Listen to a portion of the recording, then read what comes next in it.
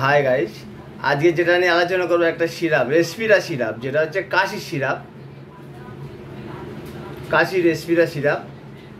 এর কম্পোজিশন হচ্ছে ambroxol, salbutamol, liquid. এর কোম্পানি যা হলো, এর company Zeno company, Zeno pharmacies private LTD. এ হলো খুসখুসে কাশি এবং শ্বাসকষ্ট, এবং বিশেষ করে বয়স্ক লোকেদের জন্য এই সিরাপ ইউজ করা হয়। যাদের বুক জাম, শ্বাসকষ্ট হয়, তারা এই সিরাপ 2 চামচ করে দিনে 3 বার খেতে হয়। এর কোনো সাইড এফেক্ট নেই। তবে বয়স্ক কেন, এটা 18 বছর থেকে খাওয়া যেতে পারে।